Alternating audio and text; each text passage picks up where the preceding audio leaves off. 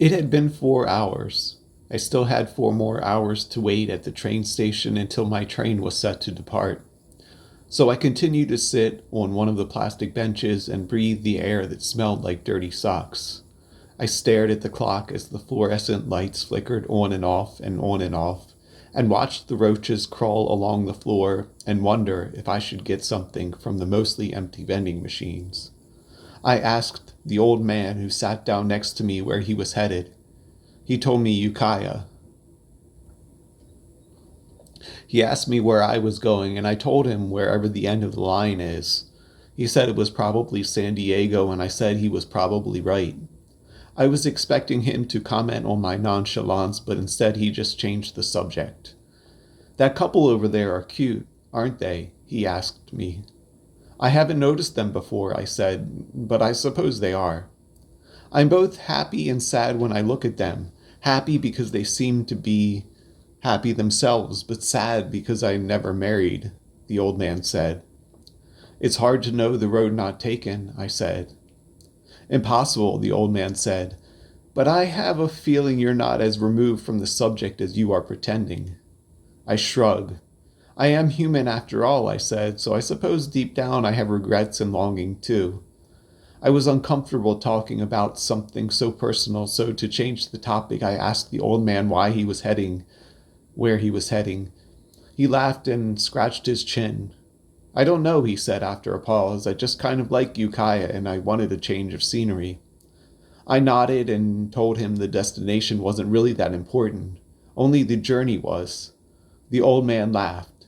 Spoken like a true fortune cookie, he said. We live in a fortune cookie world, old man, I said. He laughed and we both went back to sitting quietly. I bore a hole by staring at the vending machine, debating internally about whether or not I should cheat on my diet and buy the last bag of peanut M&Ms. I got up to stretch my legs. Still 3 hours and 50 minutes until my train. I looked outside at the empty, quiet tracks. I don't know why, but I suddenly had the urge to stand on the tracks. I don't know why, but I get urges like this sometimes that seem to come out of nowhere. These strong and sudden desires to just end it all. Why not? I tell myself, standing on the tracks and letting the train hit me would be a quick death, a quick and mostly painless end to a pointless life. So I walk outside like I'm going to smoke a cigarette and quietly lower myself onto the tracks. I close my eyes as the next train approaches and I imagine myself being flattened by the train. I hear the train whistle. I can see the lights. I tense my eyes shut. It won't be hard to die this way. The train conductor can't see me, and it will only hurt for a moment when he hits me.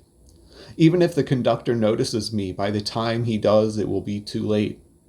I stare up at the sky for what I tell myself is my last time, and breathe a sigh of relief. The noise of the train whistle gets closer and closer. I can see the lights getting brighter even with my eyes closed. Then I hear a loud thud. Someone on the track is next to me, and before I can react, I am being dragged off of the tracks. I look up. It's the same old man. He had pulled me off of the tracks. Why did you do that? I asked. Usually you say thanks when someone saves your life, he said. I'm your ghost of Christmas past, giving you another chance at life. I didn't say anything. I just started walking away from the station. I could hear the old man following me. Aren't you going to say thank you? He yelled at me. Thank you, I mumbled, half-heartedly. The old man asked me if I was going to give him a reward since I should have been dead anyway. I reached in my pocket. $7 and a pack of gum is all I have. I give them to him, saying that's all I got. He laughs and tells me to keep them, that I need that stuff more than him. I tell him to have fun in Ukiah. He groans. I walk down the tracks, then down a road past a few strip clubs and a bail bondsman where I had been renting an apartment in a house with boarded up windows. I open the door, intending to just crash on my bed. I would have thought the adrenaline from jumping onto the tracks would have kept me up, but I was utterly exhausted, dizzy, and weak. I go into my room and my furniture, what little I had, was gone. I didn't think about it, I just lay down on the floor. Before I can drift off to sleep, I hear my roommate slam down a game controller and open the door to his room. He talks to my door. "I thought you were gone until Monday," he said. "Change of plans," I mumbled. I told him with my face buried in my arm. "Where's my stuff, by the way?" My roommate doesn't say anything for a few long moments, and then he tells me I'm being evicted. I ask him why, and he just tells me we're not a good fit as roommates. I could easily pass out, but I somehow get a surge of energy and decide if I'm not wanted, I can walk out the door.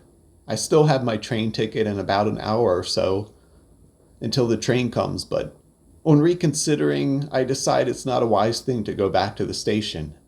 I can just picture the police car waiting for me now, forcing me to take antipsychotics when I show back up at the train station and they start questioning my mental fitness. They would surely lock me up. So I walk out the door to my now mostly empty room and walk to a local park. It's not some sort of family-friendly park, but one of those parks with a lot of hidden trails and weird smells where it's not really recommended to go after 6 p.m. I find a grove of trees hidden from the trail, hidden from view, and zip up my hoodie as I try to become invisible. Mosquitoes start buzzing in my ears even after I pull the hood tight over my ears.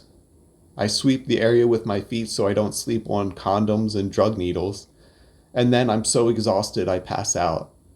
But I don't really get much sleep. I doze on and off in between sounds of sirens and raccoons and in between dreams. I hear people high as kites walk by me and chuckle. Rats start fingering my pants and bats mistake me for their nest or something.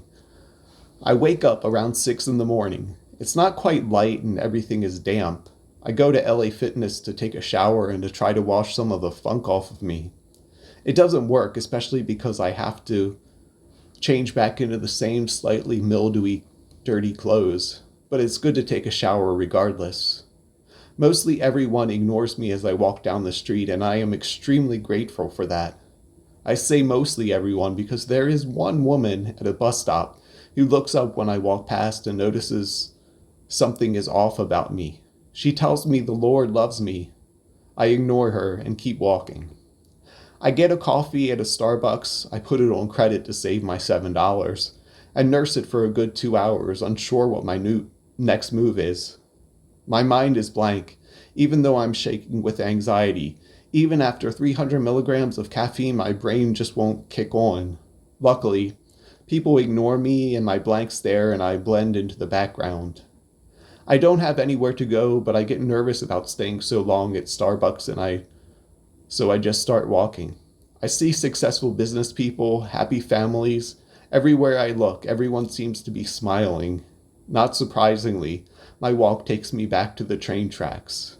I saw the ghost of Christmas past, I mutter to myself, so maybe it's time for me to be a ghost myself. I sit in the bushes and wait for a train to come. Then I dash for the tracks. But before I make it, I hear a loud thwack as something hits me on the head. I don't black out right away. I see whoever it is that hit me take my coat and take my wallet. Then I black out. I'm cold, so cold, and then nothing. No sound, no sensation. Am I dead? Finally at peace? It feels blissful. I'm so happy and relieved that my sad excuse for life seems to have ended. But then I look to my left and I can see a clock reading 7:02. I'm in a hospital bed. Shit, I mutter to myself. A few minutes pass and I see a nurse and ask her what happened. She tells me it looked like I was attacked and have a bad concussion. I ask her when I can leave and she tells me it's going to be a while because on top of the concussion, we're worried you're emotionally unwell. And what gives you that idea? I ask.